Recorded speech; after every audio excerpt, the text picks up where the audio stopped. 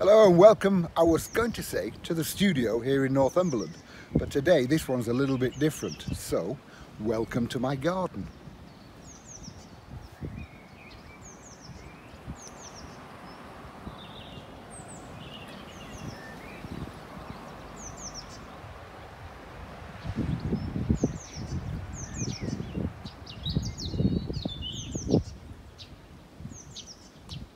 Now, isn't that pretty? Now, quite often you will see things every day and don't realise that it could actually make a painting.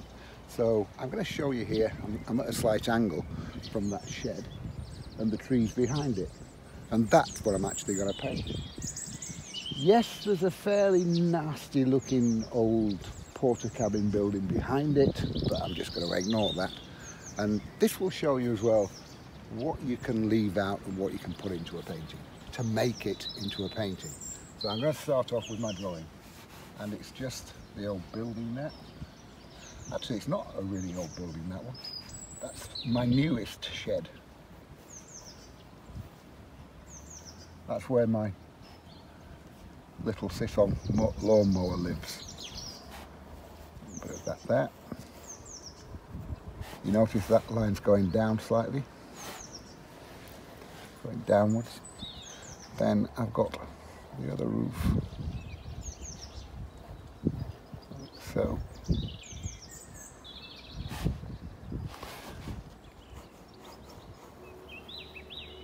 and the sides of the building.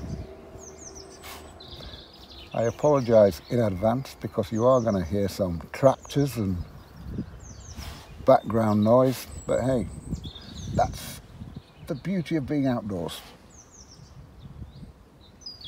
You've even got Bert wandering around doing dog-like things. That's the door open.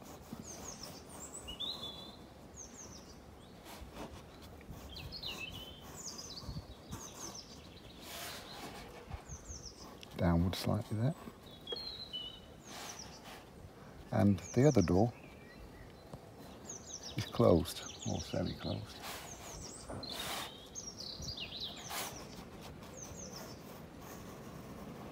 So you can just see a bit of the inside of the building there.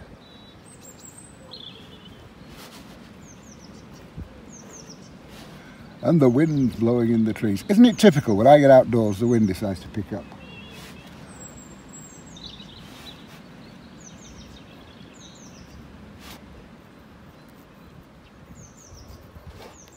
There, that's my building done. Very simple. I'm not going to start drawing planks. I shall give the impression of those when I put the paint on. A bit of grass underneath it. Sorry, grass.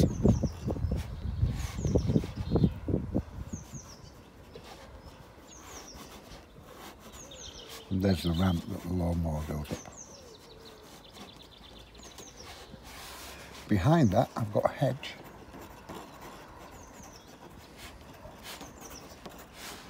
And a bit down here, a couple of pots there. Just makes it look a bit more rustic. There's another one actually.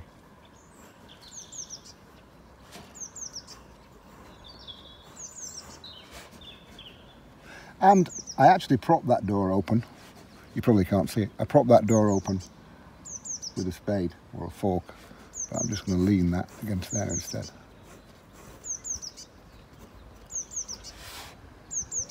And then from here, we've got some trees coming out. As I said, I'm missing out that old building, that old porter cabin thing behind it.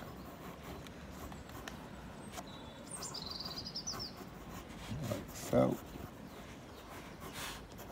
And these trees are partially in foliage because it's spring. But I'm going to put a lot more foliage on.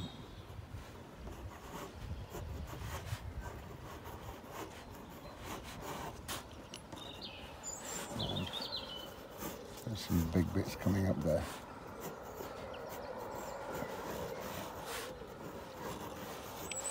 I'm not drawing every twig because, like I've just said, I'm going to put it in full foliage. Therefore, if I start drawing loads of twigs, I've just wasted my time because I'll be covering them all up when I put the foliage in. Here's a fir tree behind there. Actually, I'll let you into a little secret. That big old fir tree there, it must be 30 feet tall.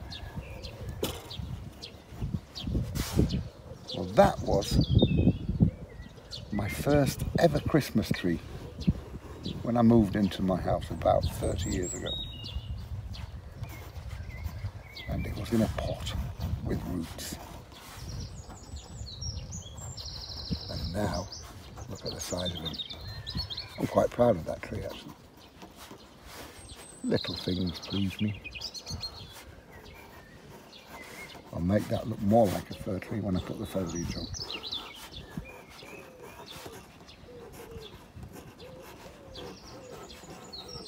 And behind that, I've got even more trees. And that's a big sycamore behind it. And that was part of the hedge, and I used to cut all that hedge.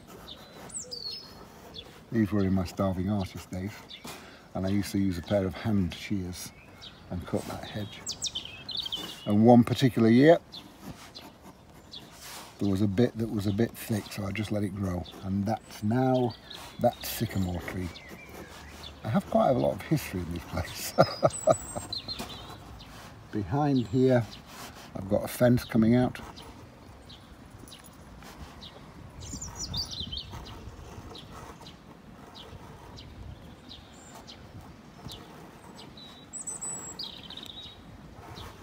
I'm pressing on a little bit harder with my pencil than I would ordinarily, so that you can still see the drawing. Because it's fairly strong light out here.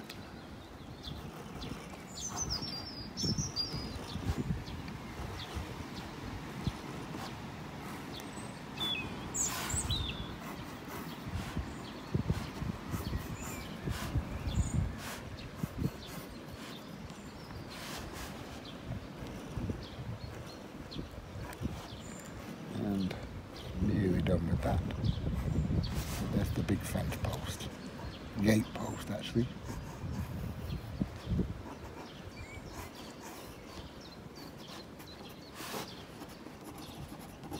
And some more grasses. And the rest in this foreground here is going to be about shadow. So actually, shall I put the wall in? Yes, go on, I'll put that wall in. That's the wall of my drive. Bert's having a mad moment to himself running around the field.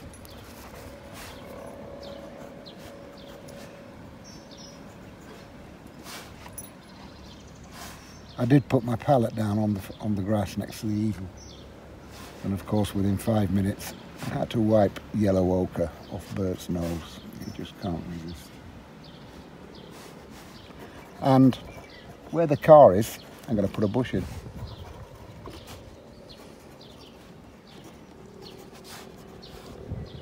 And that will more or less do. Drawing done.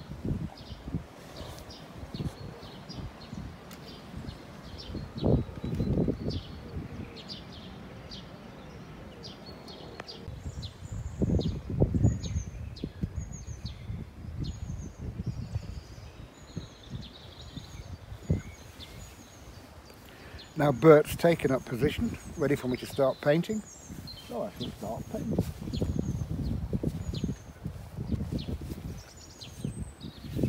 And what I'm going to do to start with is the sky wash, obviously.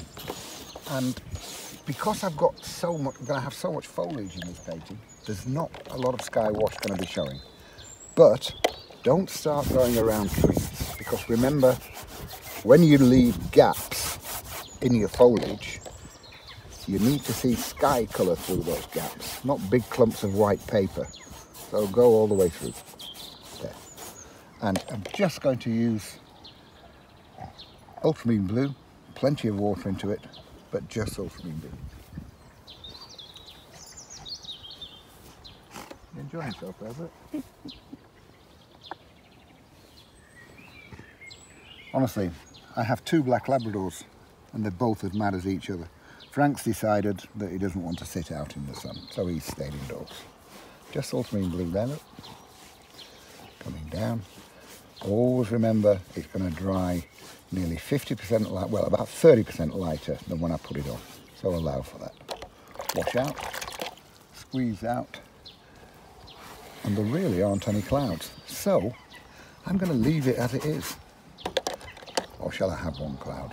Yeah, let's have one cloud, just there.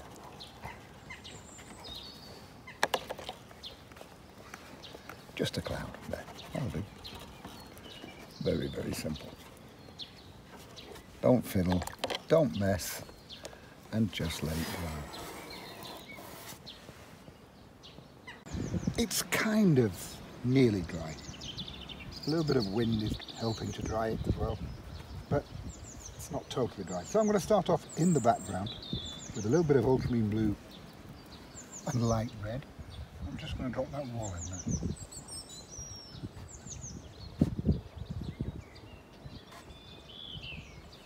Now, just with a clean damp brush, stroke that down. Excuse me. Excuse me. Excuse me. A bit there, a bit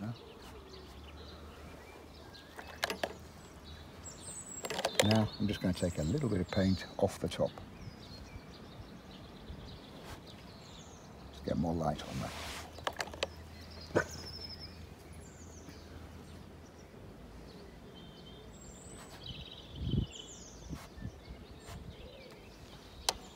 That'll do.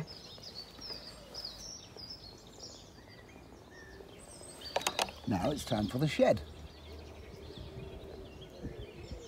And we've got a lot of shadow in there, so I'm going to expose a little bit more of the shed. I've got yellow ochre, and into the yellow ochre I'm going to put a little bit of Charles Evans sand. Now the sand isn't just for painting beaches or painting as a colour by itself, it's also a good lightener. Now by putting that sand into the yellow ochre, I've almost made Naples yellow.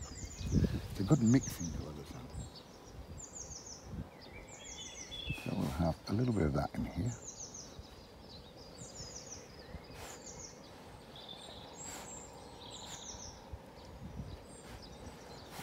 And just a little bit there. Now, raw umber with a touch of yellow ochre mixed into it. There's my raw umber. And a bit of yellow ochre into the raw umber. Plenty of water into that.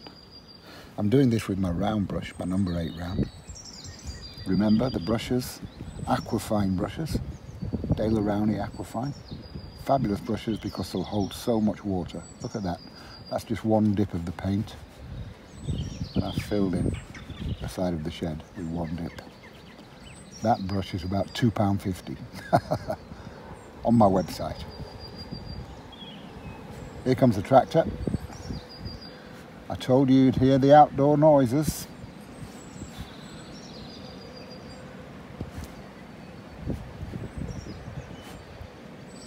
Now a little bit darker with the raw umber. So this time, look, I'm using raw umber just by itself. You can see the difference in tone there. Put that in there.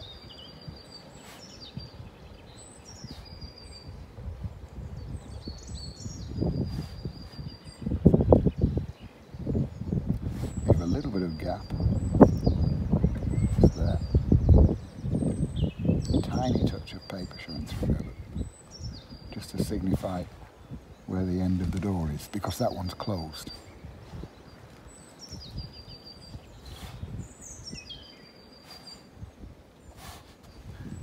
And back to the lighter mix for the inside of that door. Of course that doesn't get any weather.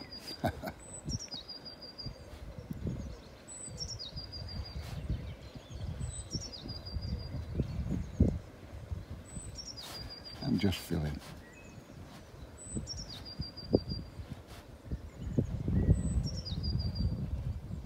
Again, just one dip of that brush, look.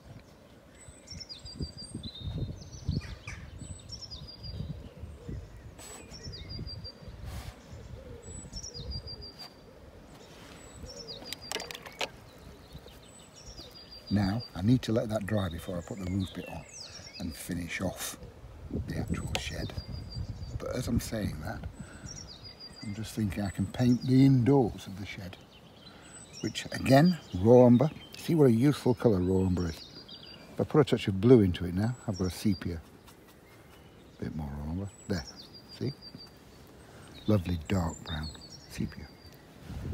I'm just going to fill that in there. The inside of the shed.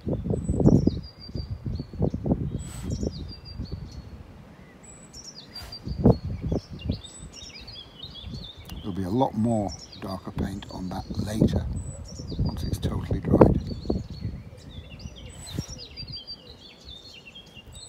But basically, that's my washers on the shed. Now if I let that dry totally, I'll then go in and put as much detail as I want into it. Now, that's all good and dry. So I'm going in with my rigger brush, again, Aquafine, number 4 rigger brush, and a little bit of detail into this shed. So just a few broken lines going in. You don't need to paint every plank, just give the impression of them, like so.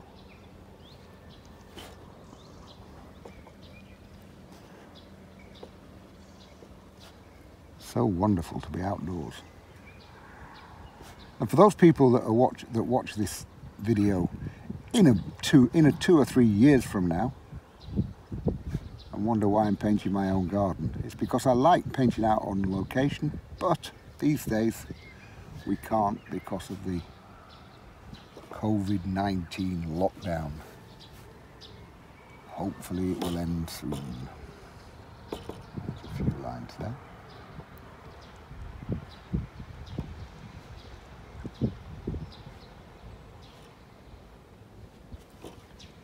And on the front of the shed, on the door, the lines come downwards.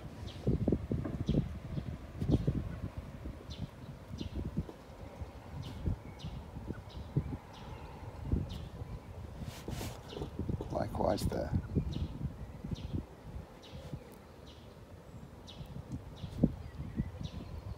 Wiggly.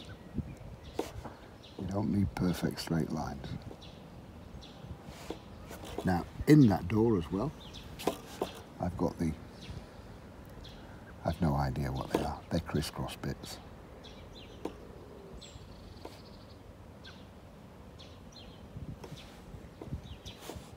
There's another one there.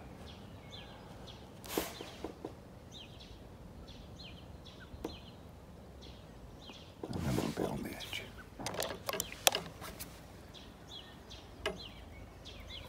Now, with a little bit of black, of course don't use manufactured black, make it. There's a bit of ultramarine blue and a little bit of burnt sienna.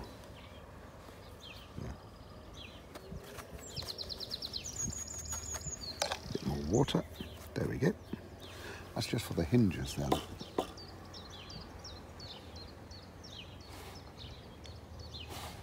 Another one there.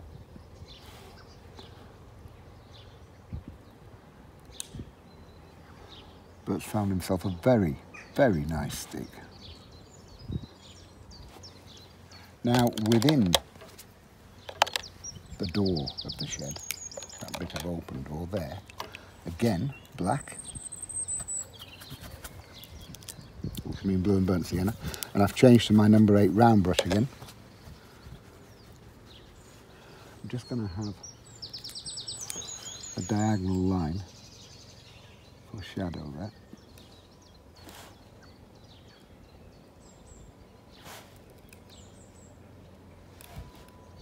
Bring that down there.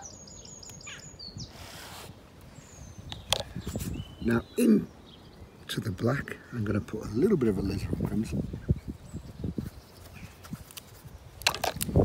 and that will do for the shadow underneath the roof. I'm talking about the roof that I haven't painted yet. There's not a reason for that. It's because I forgot. a little bit more water into there. Bring that down there.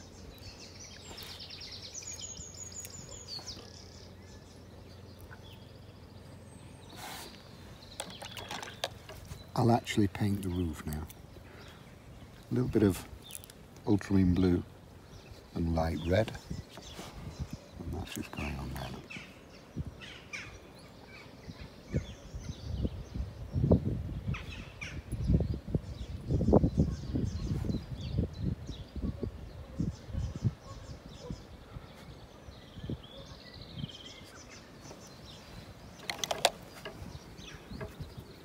Now with a little bit more water into that shadow mix, I'm going to give this shed a little bit of age.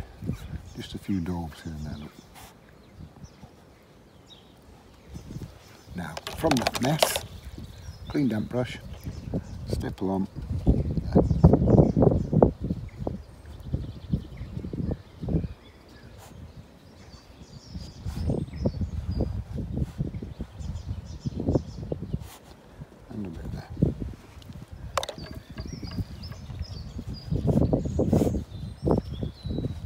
Roughing it up a bit really.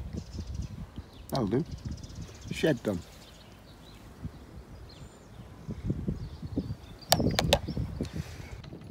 Bertie, here. Come here. Boy, sit. Sit. Good boy. Okay, back to my rigger brush now. And I'm starting off with a little bit of yellow ochre. Plenty of water into it.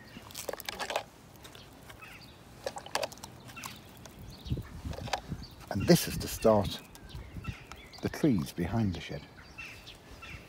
And there's quite a few bits of trees here. Whack them on there. Whack, that's your technical term. Bits coming out here. We've got another one there, goes to the edge there and then reappears there.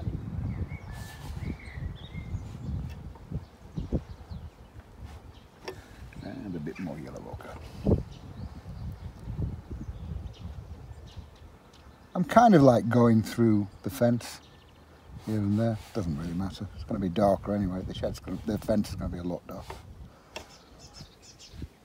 And we're going to have some yellow ochre on that one as well.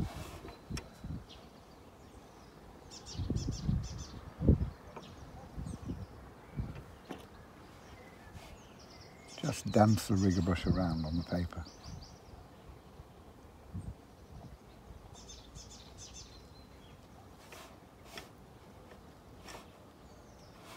Now, raw umber with blue into it. Raw umber. Touch of ultramarine blue. There.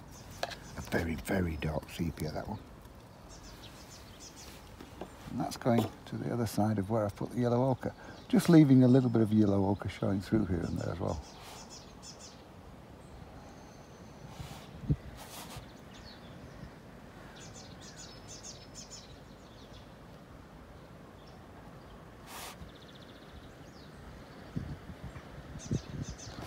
The big tree, just to the side of me here, the very big tree at the corner of my land, that's quite a rare tree.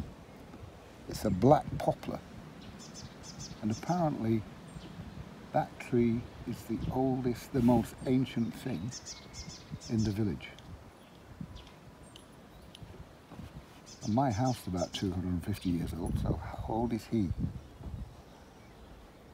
And every year it keeps coming out in foliage and I breathe a sigh of relief.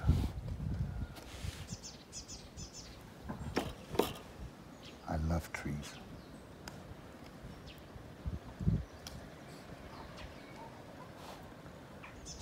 And I'm just more of the same here.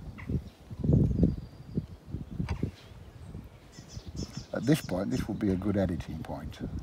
And you'd carry on watching the video and suddenly I would have finished all the bark on the trees. But I don't like doing that. I like everybody to see every brush stroke. That's why my videos are so long and boring. Hello? I love trees, love painting trees.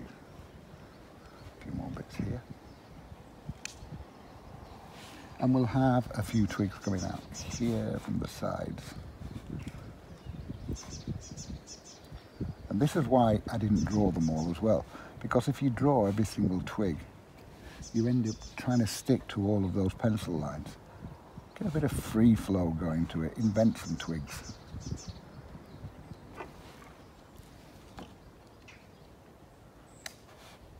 A bit more life into it. There.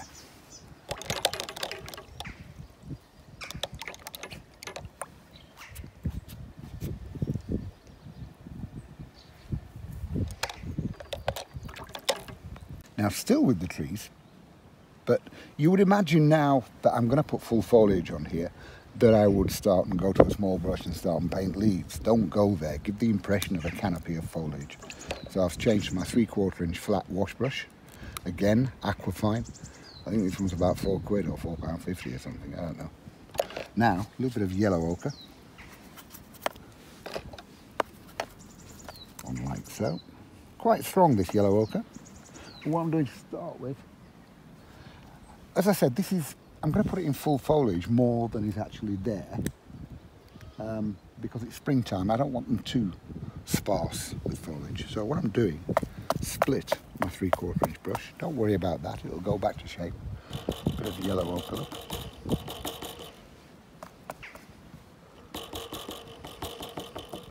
Stippling on.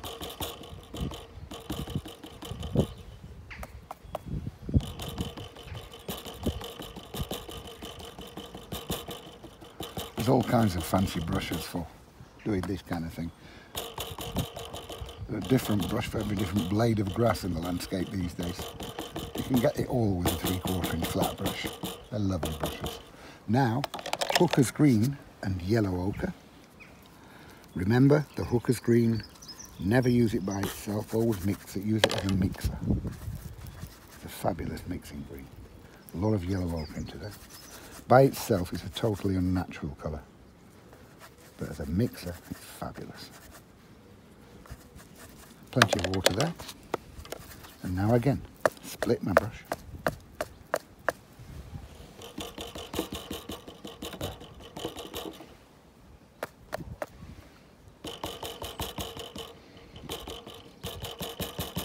Going through the big fir tree for the time being.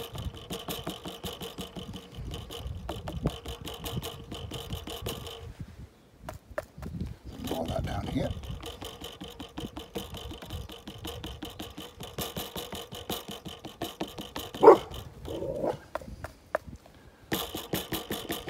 Someone had the audacity to walk down the side lane there. That's why Bert's barking. Because, of course, as we know, Bert owns every bit of land around here. According to Bert. Now, a little bit of blue. Just ultramarine blue again, same blue as the sky. Split the brush again.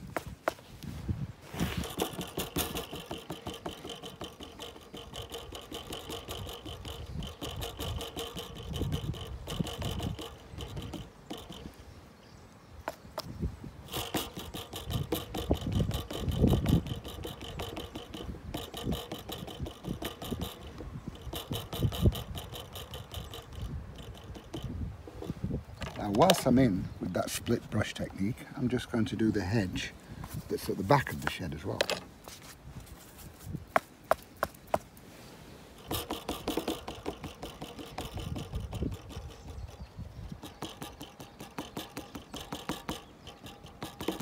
Now my green this time is going to be a little bit darker, so it's hooker's green and burnt sienna. Basically, you can use every colour you've got in your palette to mix with hooker's green, and it'll give you lots of lovely different greens. It solves a lot of problems for a lot of people. A lot of people have a problem mixing different greens. Just use your hooker's green. Split that brush. And you see, that's giving me a totally different green.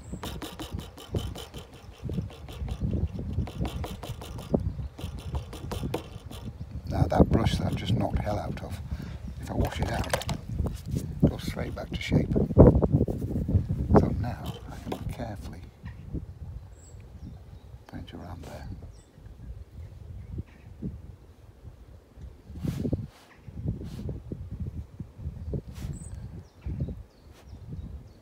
And around my handle of the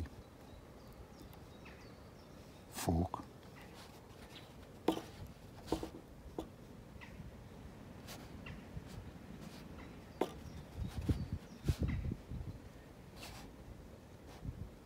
Or with a big brush look. Now, a little bit of blue into that.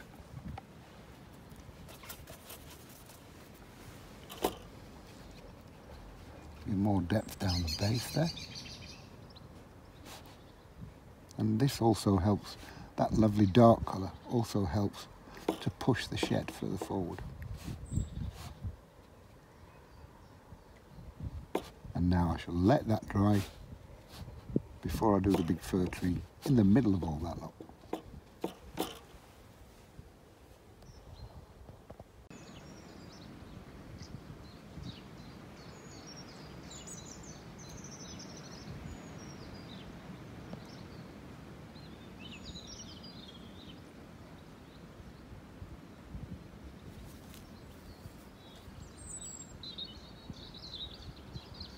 Okay. Now, just through the fence there, I can see the gravel on the drive. I'm not being that pedantic about wanting to paint every little thing in, but that's quite a space there in between. I don't want to leave it white, so I'm actually going to paint that bit of gravel in there like so. And I've got ultramarine blue and light red for that. A bit there and a little bit through there. And I'm going around the cross members of the fence, which, as I say, with a flat, sharp wash brush, very easy to do that. Now I want a little bit more greenery at the base of the shed and through that area there as well. So again, a little bit of yellow ochre and hooker's green. Split brush. I'm just going to stipple on there, look. I'm not bothered about the fence bits and that there. I'll show you a little trick in a minute.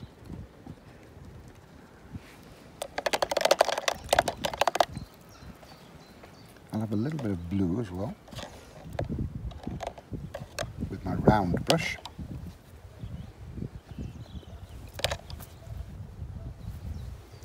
A little bit there, which again just edges the side of the shed.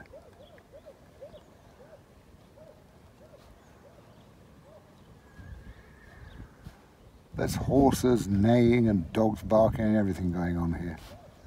You can tell I'm outdoors. Now, time for that big fir tree. And what I'm doing, I've got raw umber again, with quite a bit of blue into it. There, like so. A nice dark colour that. There, raw umber and blue. I'm still with my 3/4 inch flat. I'm just going to use the sharp of the brush to tap on like so, and come down through all that lot there. Getting a little bit thicker as it comes to the bottom.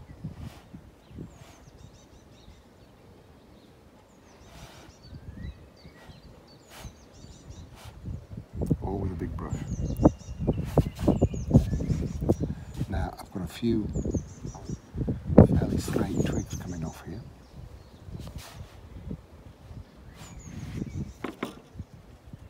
Again, like I say, all with the big brush.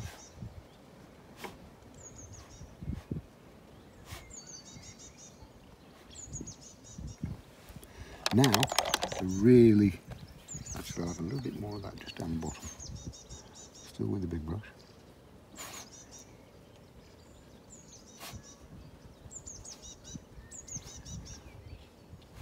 really strong mix of green now. And what I've got here is hooker's green, burnt sienna, the paints I'm using, by the way, are Aquafine watercolour, Daler-Rowney Aquafine, and these, strictly speaking, are students' quality paint, but you can see the depth of colour that you can get out of them. Fabulous paints, especially for students' quality. A little bit of water into that. And if you look at that fir tree, it's really dark in the foliage. We'll start off here.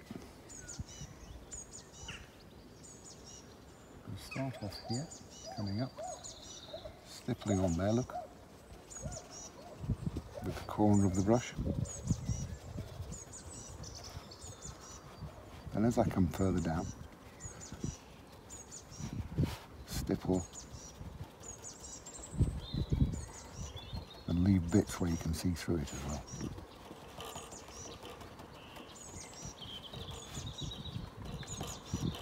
And getting wider as it comes down to the bottom though.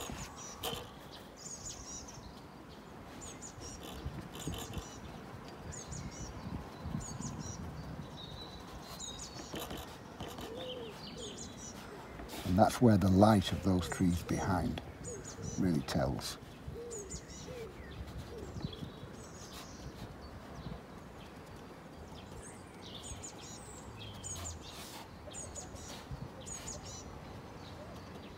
There, how easy is that?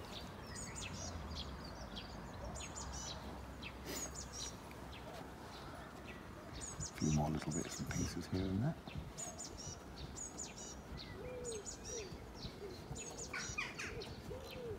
Now, I told you I'd show you a little trick about the fence, because I painted through that, look. It's never a problem. Watercolours has got this reputation of being the most difficult medium, because if you make a mistake, you can't put it right. It's nonsense, wash it out. Look, it's going in there, and you can see it's starting to move already.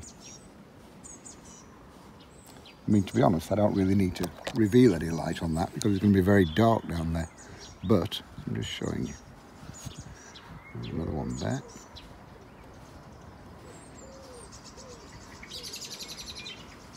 See, wash out.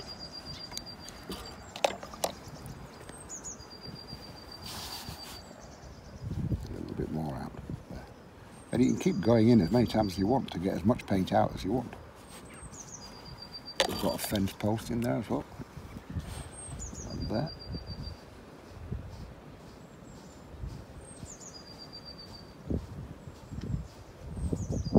See, I can take out.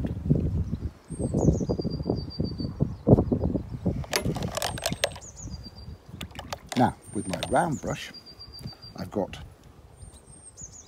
a little bit of yellow oak to start with. Just a few touches here and there. A little bit there.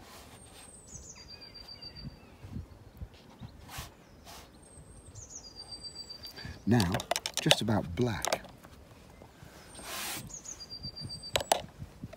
Ultramarine blue and burnt sienna.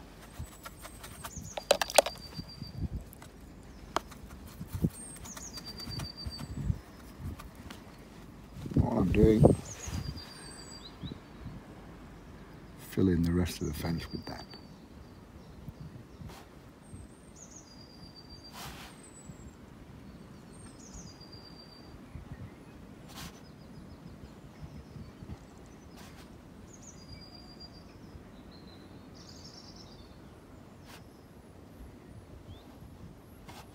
All the way across. You notice I'm leaving a little bit of the white paper showing through, just here and there.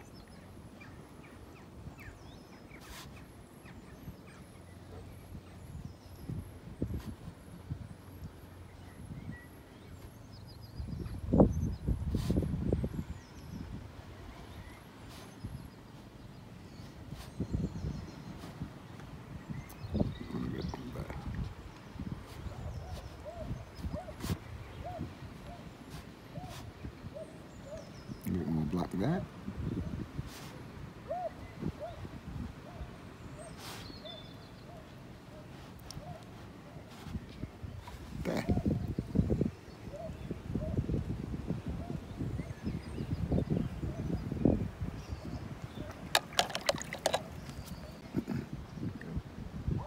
Now for the ramp in front of the shed. A little bit of Charles Evans sand and a tiny touch of raw umber into it. There.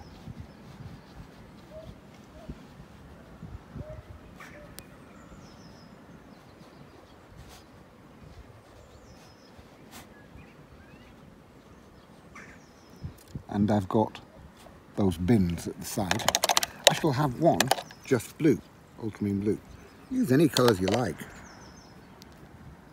Have them standing out or don't. I'll have one standing out. So I'll have a little bit of blue there. And on the other one, I'll have it red. How did you know I was going to say red?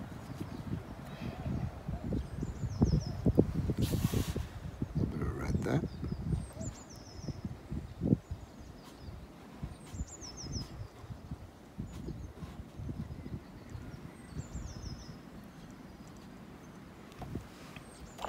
Now I'm going to have a little bit of black, ultramarine blue and burnt sienna again.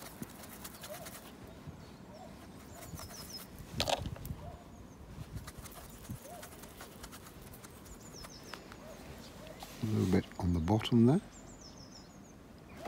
in between the two, then to the right hand side of that one. Now just with a clean damp brush, I'll soften that in a little bit. There.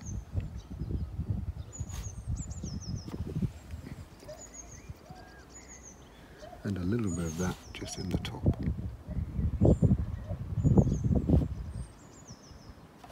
And then the fork leaning up against them. Well, basically it's just a handle.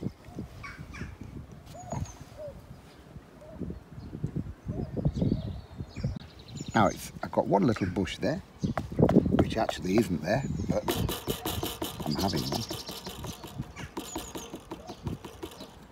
Now, hooker's green, that was just yellow ochre. Now hooker's green and burnt sienna again.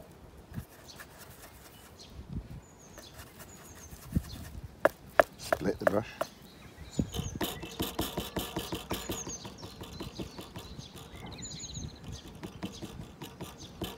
And to unsplit the brush just by dipping it in water again, and then carefully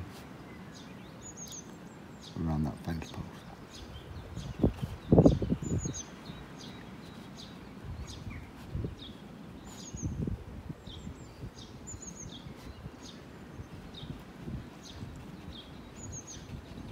Now all that's left is a load of grass in the foreground.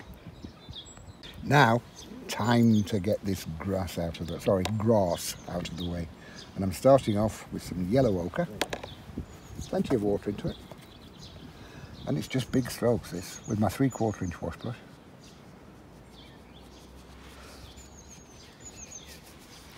A few bits here, a few bits down here. Now, hooker's green and yellow ochre, a lot of yellow ochre into it.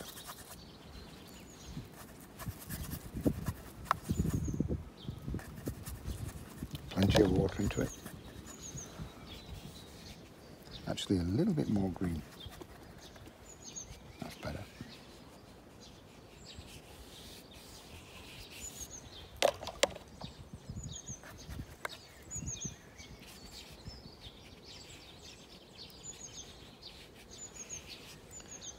Carefully around my ramp.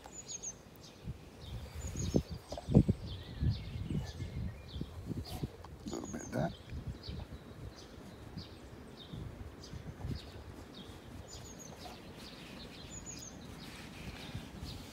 Incidentally, no flies have landed today. Because normally what happens when you're out on location, the minute you get that big sky area wet, that's when the flies land. And afterwards they become birds. But none landed today. A bit more of that down here. Now that needs to dry a little bit before I put the shadows in. There's quite a bit of shadow going in this one as well. A few flicky bits there.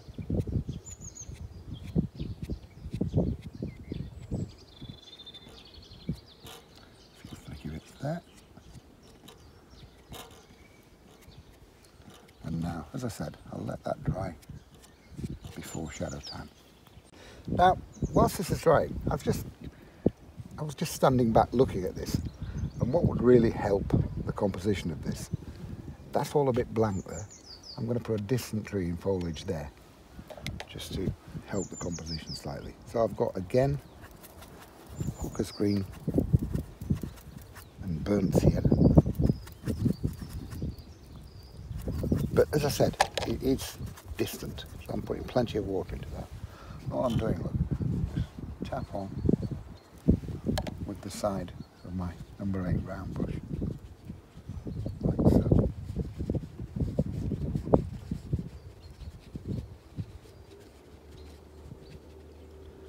Take it through there a little bit, and there a little bit,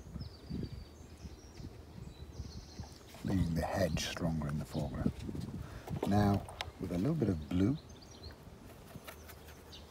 just blue, ultramarine blue, a bit of that in there, on top of the green, then it doesn't come out just bright blue. Now with the point of my round brush, still with that blue, drag down a few bits there. Look.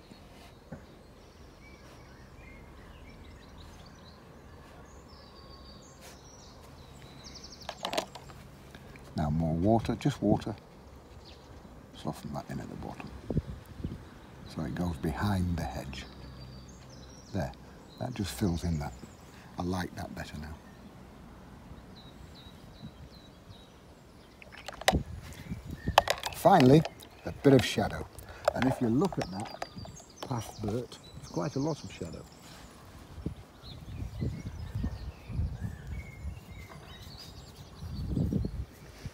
In fact, that whole area is really dark now. The sun's moved round while I've been doing this. I'm not going to have it as dark as that, or as totally shadowed as that. So, ultramarine blue, alizarin crimson, and a bit of burnt sienna. There we go. What I'm doing, I'm going to create my shadow here, darker down here, in there,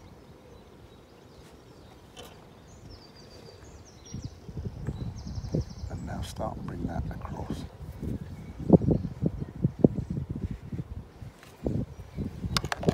As I'm going, I'm softening out slightly with a little bit more water, a little bit up into the shed.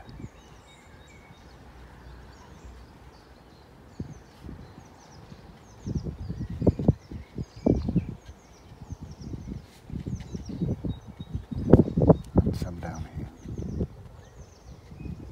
a bit more up there, and we'll have some from these posts here.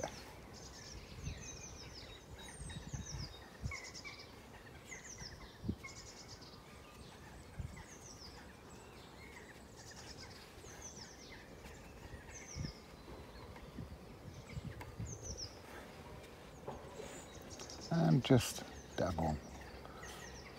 I've decided I'm going to have more there.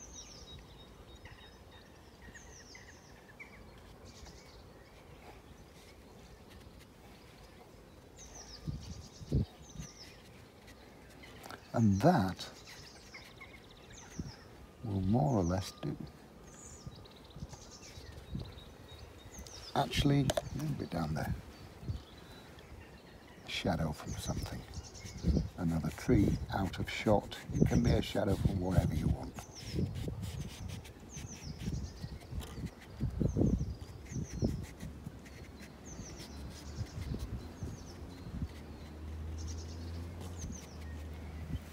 Now all I need to do is take the tape off. And there you go, finished painting. Just goes to show you how you can make something out of nothing. And in these times when you can't really go out that much, paint your garden. The brushes I used, as I said, Aquafine brushes. And that set, well, I have the same set that I also paint my acrylics in. So they're very hard wearing brushes. You can give them some hammer, as you've seen with that 3/4 inch. I was splitting it all the time. I only use 4 brushes all the time. Likewise with the colours, I only carry 8 colours that I use all the time. But these are the Aquafine paints, strictly speaking students' quality paints. And those, such lovely strong colours. And to be honest, they're for nothing. They're about £1.80 a tube from my website. For lots of tips on the trees and all the colour mixes that I'm using all of the time, it's all in this. It's only a little book, Charles Evans Pocket Book for Watercolour Artists. And there's over, as it says on the front, there's over 100 tips in there for watercolours. But it's all going on. All the mixes, all the colours that I use, some stage by stage projects, it's all in there. Look, there's the mixes that I'm using. There's all the mixes from Just Greens, from the Hooker's Green. It's all going on in that book. A very handy little book. So get out there, paint your gardens and enjoy it. And I'll see you again soon. Thank you.